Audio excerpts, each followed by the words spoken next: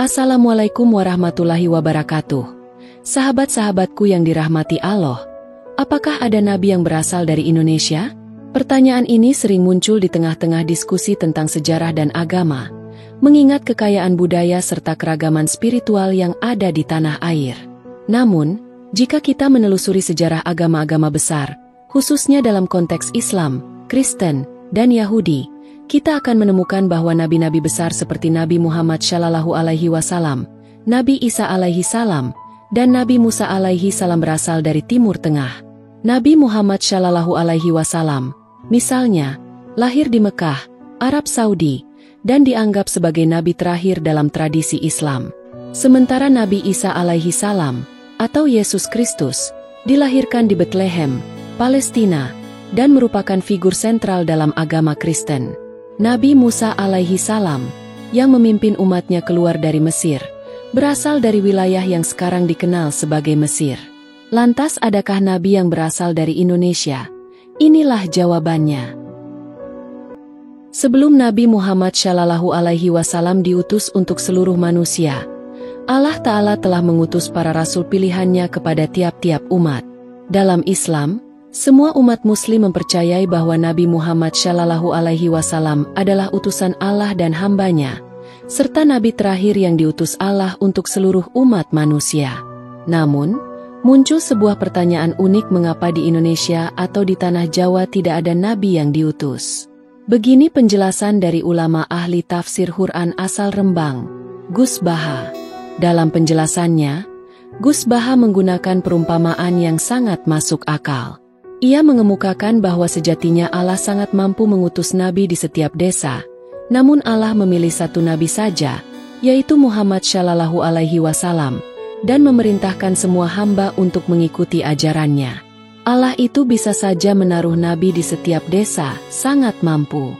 Tapi itu tidak dilakukan. Allah kirim Nabi Muhammad Shallallahu Alaihi Wasallam untuk seluruh umat, ujar Gus Baha. Ia juga mengumpamakan mengenai alasan Nabi tidak diturunkan di Jawa atau Indonesia sekalipun. Secara enteng Gus Baha menjelaskannya, bahwanya jika diibaratkan orang sakit, orang Arab itu sakitnya parah daripada orang Jawa, maka dosis pemberian obatnya pun disesuaikan. Ada guyonan, orang Arab, jahiliyah, dengan orang Jawa lebih baik mana? Baik orang Jawa katanya. Ibarat obat, kalau orang Arab itu dosisnya tinggi, sehingga dikirimlah diutuslah seorang nabi. Sedangkan orang Jawa, cukup dengan kiai atau ulama saja sudah Islam. Penyakitnya ringan, jadi cukup diobati kiai saja sudah beriman, kata Gus Baha. Sejarah masuknya Islam ke Nusantara memiliki beberapa versi.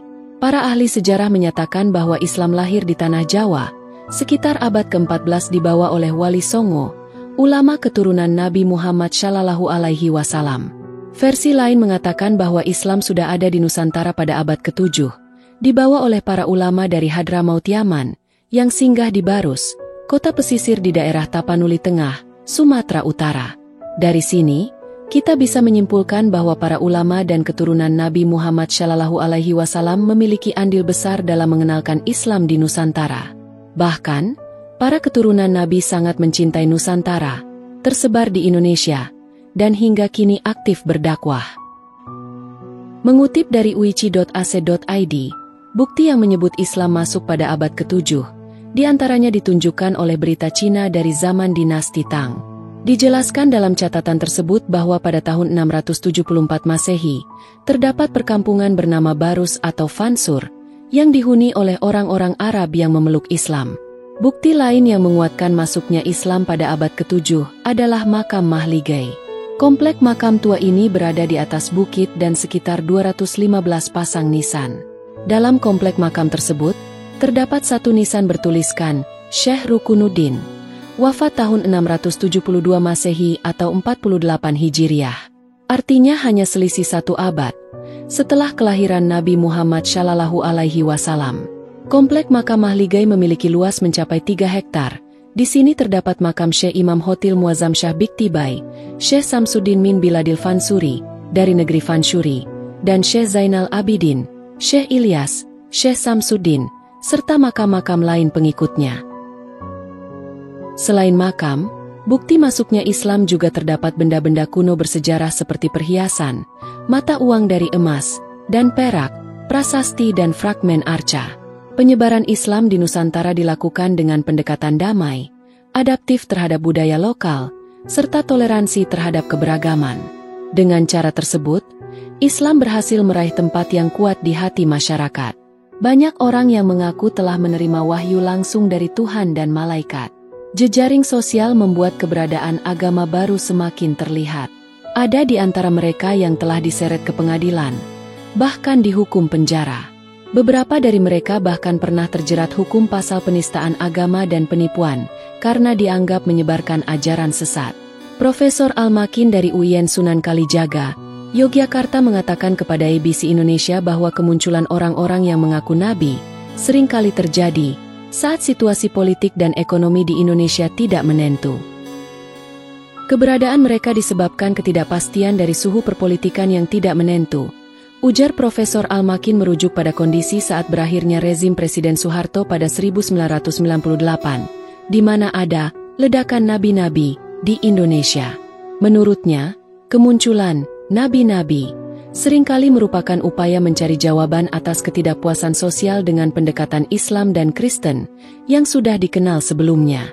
20 tahun lalu, salah satu fenomena yang menarik perhatian adalah sosok Lia Aminuddin, yang lebih dikenal sebagai Lia Iden. Mantan perangkai bunga asal Jakarta ini percaya bahwa ia telah bertemu sosok Jibril dan mengangkatnya sebagai reinkarnasi Bunda Maria dalam ajaran Kristen atau Maryam dalam Al-Quran, dan memiliki misi menyelamatkan orang di hari kiamat. Perempuan yang kini berusia 70 tahun itu juga mendirikan sebuah kerajaan, dengan pengikut yang sering terlihat memakai pakaian serba putih, yang menurut mereka untuk menjaga kesucian dan kemurnian. Lia Iden pernah mengirimkan surat kepada Presiden Joko Widodo, untuk memberikan izin pendaratan UFO di Monas, Jakarta. Kami berharap Presiden Jokowi bersedia memberikan izin pendaratan UFO kami, kata Lia dalam sebuah surat di bulan Mei 2015 lalu. Ia pernah masuk penjara di tahun 2006 dan tahun 2009 dengan vonis terbukti melakukan tindak pidana yang melukai perasaan umat beragama. Profesor Al-Makin menilai, mengingat Indonesia secara sejarah dibangun di atas keberagaman, mengkriminalisasi seseorang karena kepercayaan adalah pendekatan yang salah. Fenomena nabi-nabi palsu ini harusnya dilihat sebagai sebuah tes seberapa jauh negara kita menghormati dan mentoleransi agama dan kepercayaan lainnya, ujar penulis buku Nabi-Nabi Nusantara itu. Sayangnya kita tidaklah setoleran itu. Banyak di antara mereka yang dibawa ke pengadilan, dipenjara, dan bahkan dituduh gila. Akhir tahun 2018 lalu, sosok Sensen Komara dari Jawa Barat ramai diperbincangkan setelah mengaku mendapat wahyu dari Tuhan lewat mimpinya. Ia diperkirakan punya 4.000 pengikut. Sebagai bagian dari ajarannya, ia mengubah syahadat dengan mengganti nama Nabi Muhammad sebagai Rasul Allah dengan namanya sendiri. Ia dijerat pasal penistaan agama setelah ajarannya dianggap menyesatkan oleh Majelis Ulama Indonesia. Namun kemudian pengadilan memutuskan untuk tidak menjatuhkan hukuman agama dan mengirimnya ke rumah sakit jiwa untuk mengikuti program rehabilitasi kejiwaan. Namun karena kurangnya dana untuk program rehabilitasi tersebut, ia dilaporkan sejumlah media dikembalikan ke kampungnya dan melanjutkan ajarannya. Ada pula nama Ahmad Musadek yang mengaku sebagai nabi baru, sekaligus pendiri gerakan Fajar Nusantara, Gavatar. Gerakan ini kemudian dianggap sebagai aliran baru Islam, dengan jumlah pengikut lebih dari 55.000 orang, dan menjadikannya sebagai salah satu nabi paling populer di Indonesia. Gavatar masuk dalam organisasi terlarang dan anggotanya menjadi korban intoleransi, diskriminasi, dan kejahatan terhadap kelompok agama minoritas yang memburuk di Indonesia, menurut Human Rights Watch. Ribuan orang dilaporkan harus mengungsi setelah rumah mereka dibakar sekelompok orang di Kalimantan Barat tahun 2016 lalu. Di tahun 2017, Ahmad dijatuhi hukuman penjara selama 5 tahun. Demikian kami sampaikan, semoga bermanfaat serta menginspirasi, dan menambah iman kita kepada Allah Subhanahu wa Ta'ala.